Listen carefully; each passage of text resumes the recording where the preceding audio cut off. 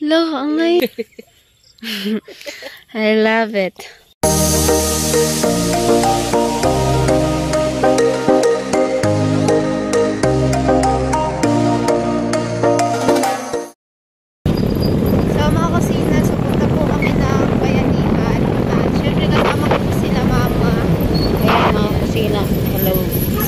Tatlo po kami ngayon dito sa motor, guys.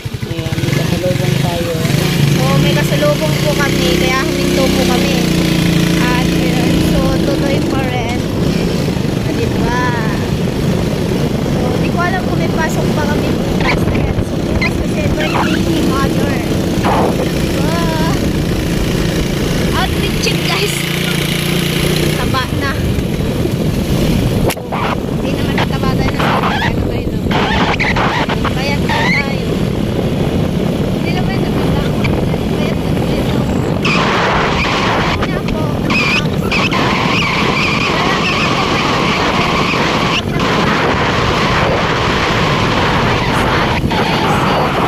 Kasi kailangan po sa school.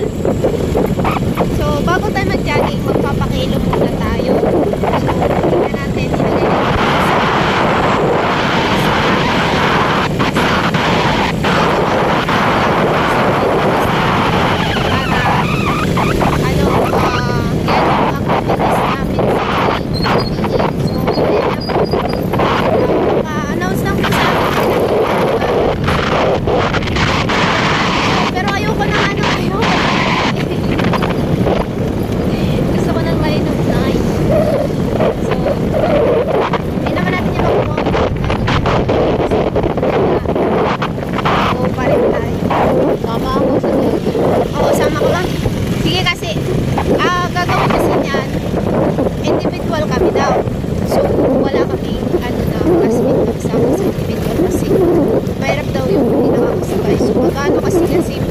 Papasok yung 5 na fitness.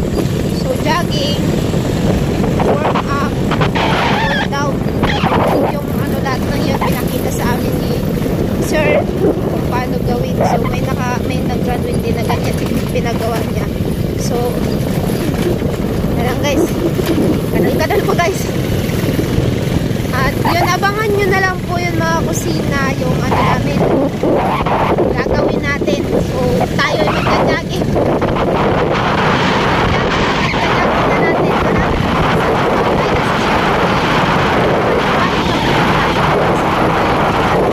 Masyado ba? Kasi yung sa Boulevard pa kasi hindi matapos. Ayan. Pag natapos yun. Kahit hindi tapos oo, kaso lang, syempre, pag-jogging kasi, syempre, kailangan natin ng mabahang. Tsaka, yung ginagagingan ng mga taga-bayan dyan naman sa amin. Oo, doon sa amin po kasi safe po sila kasi wala pa masyadong dumadaan na sasakyan guys.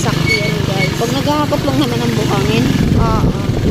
So, ayan nga po mga kusina. So, abangan nyo na lang po kung saan banda kami pupunta at ipapakita ko sa inyo mga view.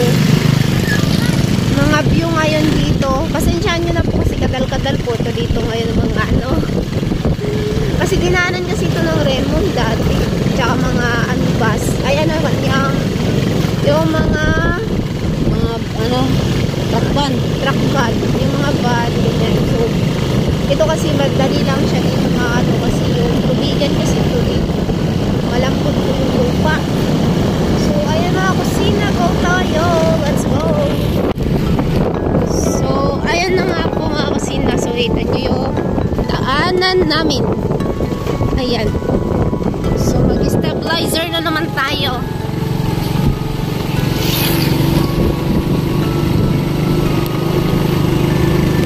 Yan mga estudyante na mga naglalakad.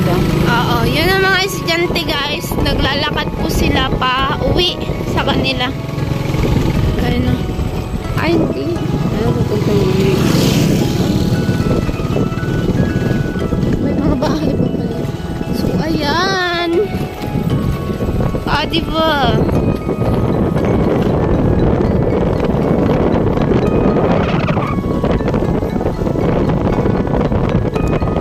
Dati taga rito sila mama. Ayan o.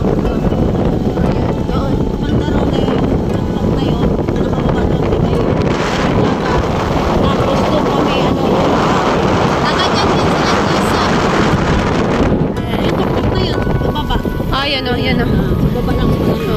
kusina. Tabing Kita ko dagat. yan mamaya kung nandun na tayo. Yes. So makikita nyo doon kasi ituturo ko din sa inyo kung saan din sila nagsisipa-signal dito.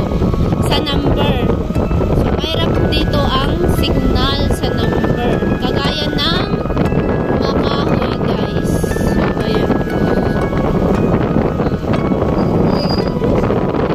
Ba't kasi hindi ka nag-eyeglass? So ayan. Diba?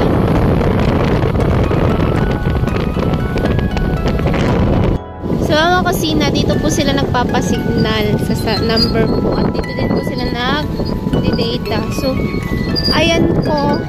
Diyan po sila mamabando. Ay, oh, doon. Tuturo ni mama si mama doon kasi ito, maganda. So, ayan yung mga view dito. Ganda, guys. Mga kusina, may kabayong tumaan. Kaso lang, may sakay na tao. So, ayaw ako nakita nyo yun. So, unahan po makikita nyo. Pero, ayan, hindi nyo makakita. Hagip yan. Ayan. Ayan, Ayan. Ano. Dito, mahagip na yan. Dito talaga kita-kita yan. Ayan. Dito, Ayan. Ayan. Kami dati, oh. Dito, no. Yun na, Bahay nila bahay. dito lang. Ayan, oh. Parang bahayan nila yung Gisa. Ayan, oh. Ayan, yung kabahayan na yan, oh. Sa may tabing dagat. Oh, sabi na parang bahay nila Gisa yun, mga kusina. Tapos kami, pinasal kami ni Papa mo yung ano na yun, yung putok-putok na yun. Sa unahan ng mga ano na yun. Yung mga kabahayan, di ba? Dito sa may taas may mga habang niyog. Ayun doon kami kinasal. Bahayan nila Gisa, mga kusina. Ayan, nakita ko. Kulay blue. Apa nila yun? Ayun o, yung matama na ito. Parang ito po, try ko like rin ang ano. Mga kusina, bahay nila Gisa. Pero hindi ko pa ako nakarating. Pero alam ko kasi picture lang. Nag-picture kasi siya. Kita yung ano, buong bahay nila. And ano, kita dun siya kasi tapat sa likod niya kasi bahay nila. Tapos, nag-picture din siya na harap sa may dagat. Malapit sa dagat sa may katulungan. Ayan. Yung mga so, ayan na po. May kalabaw po mga kusina. Ayan, ang daming baka. Baka kasi mahulog ka sa akin. So, ayan. Alam, may nadang rin yung ano, oh. Kamu. Ay, balanghoy. Lami kayong, masarap yung gulayin. Mayari yan. Siguro yung kita mo. Yung kita. Ayun, bahay. Ayun pala yung mahal ng kusina. Ayun, balihan. Ang dami ng mahal. Lawak, no? Mag-ano tayo mga kusina? Magpasidaan ba sa mga sidaan? Magpasabi na. Magpasabi. Kung pwede. Pwede. Ilong ng ano. Pikas ng manok. Oo. Kasi may gator eh. Si Adi din maagihan. So, baba tayo. Ayan na mga kusina. So, baba po kami dito. May tao na ba ka rin, no? So, mga kusina, ang ganda po.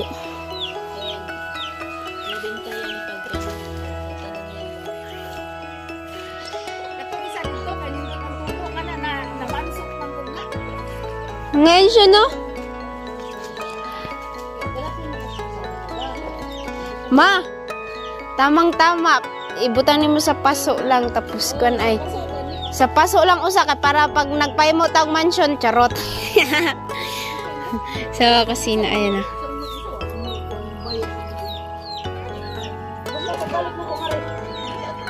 Huwag ko ka, mga lima ka bukarong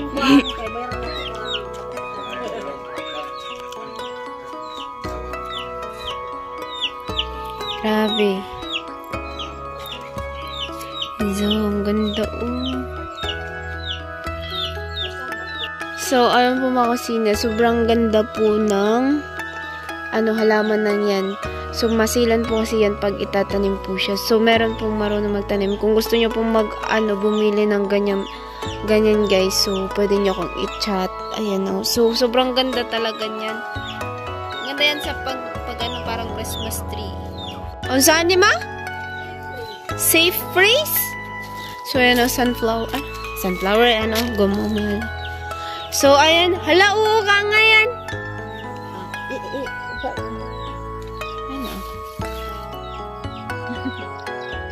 Hala, ang nga yan. No, may napay pa ano-ano. Sige. I love it. Sa Wakasina, sobrang ganda. So, dito lang po yan makikita nyo sa ano ma? Bayanihan guys. Ayan. So, may mga pananim. Ito talagang bit ko. So, ayan o. May rose. Pungkulay pink ma. La! Di ako gipangita mo. La! Kani mangayo ko di ani. Ay, mga kusina. So, ayan o. Ang ganda. Pero sa kanong hatagan ito balik. Ayan na mga kusina. Ayan, auntie po namin nagtatanim po nun. So, kung gusto nyo pong bumili. Alam, may kulay yellow pa nga to. Kadamo na din may bisitas. Oo. So, ayan po siya. Kulay red na rose. Diba? Mangayo na lang kuwanin mo ni Tatay. Guys, ang ganda guys. Dito na ako. Sige, ayun. Dito na katong. So, ayan, alam nyo. So, ayan po. Ayan yung rose na red. Ayan, guys. So, dito nyo lang po yung makikita saan. Walang iba kundi nag-iisa dito na auntie ko din dito. Ayan, pink siya pa. Pink. O, diba? Si Kainting. Ayan, nandito po sa pinsan ng ating... Tinatawag na goma mila. Ayan, so yung tinatawag po siyang goma mela, mga kusina. Ito. Ayan. Tapos yun. Ayun, yung kulay yellow. Ayan, may kulay yellow. Misitas na. Ayan ang rose. Ayan. Yung ng rose, itong rose. So, ayan na, may pananim na po kami na rose, mga kusina. So, may kalabasa po dito kung ano-ano lang nakikita ko. So, ayan. At ayan na nga po. Eto, may tanim na kasi kami nito. Kasi si ate nanguha din sa Laurinte. So, ayan po yung, ito may kulay yellow, may red, may pink siya. Oo, pero ang ngayon lang di siya kulay. Pang ano pa sa, balay pa sa suod bitaw. Ginabutang nila sa paso kay Moni. Ayan na mga kusina, sobrang ganda. Ayan po. Diba? Ito maganda siya. Ayan, so baka gusto nyo bumili. Ayan, masilan po ito pag ano. At ayun, may kulay red, ay kulay yellow pa. Ayan. O, diba? Ito, so bibili po kami dito ng 6 na piraso na tinatanim niya. Ayan.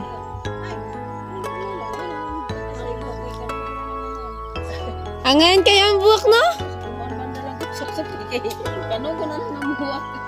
Ngayon kayo muna, di lang siya kita nga tuwa sa kalsada, pero dabis kung ngarian gini mo siya, ano ay angayan kaayo.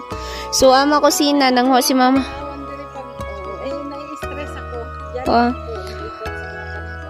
Wow! Pag stress kasi, nawawala yung stress mo dito sa Bulaklak. Ang ganda. Ang ganda ng yellow.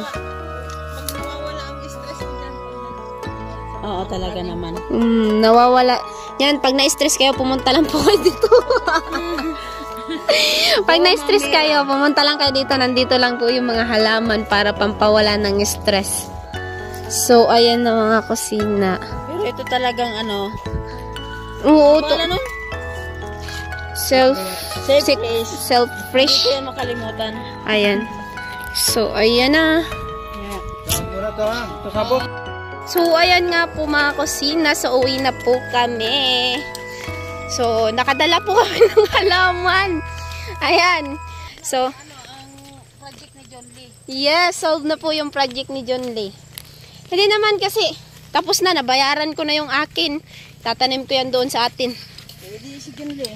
Yun din kasi nga nagngawa yun na wala daw siyang project na orchids. Andito na yung orchids Pero na bit na bit ko talaga yung ano na to, rose na to, dalawa. So yung mga kusina. Ayan. Ganito. Katong ano? Oo, ang ganda nun mga kusina. So, ayan nga po mga kusina. Uwi na po kami kasi hapon na po. Time check tayo ay 5:41. Oo, minsan-minsan na kusina, pasyal kami dito. Pero magdadala kami kasi ulam lang naman ng ano. Kasi dito, mahirap dito mag-ano ng ulam. Ngayong ano, sahod mo, punta tayo dito, mag-ano ka ng pang-ulam nila. Yes. So, the blessing lang ba? Yung sahod ko, hindi lang sa bibili ako ng lupa at mag-ano din ako, mag-share the blessing din ako dito sa ano, pinsan ni Papa, no? Pinsan? Oo. Pinsan ni Papa, tiyahin ko. So, dito kasi mahirap mga kusina. Tapos mais pa yung bigas nila. Tapos bundok kasi ito. Mahirap yung ano, isda makarating dito. Yes. Mahirap po dito makarating ng isda. Mahirap ang ano.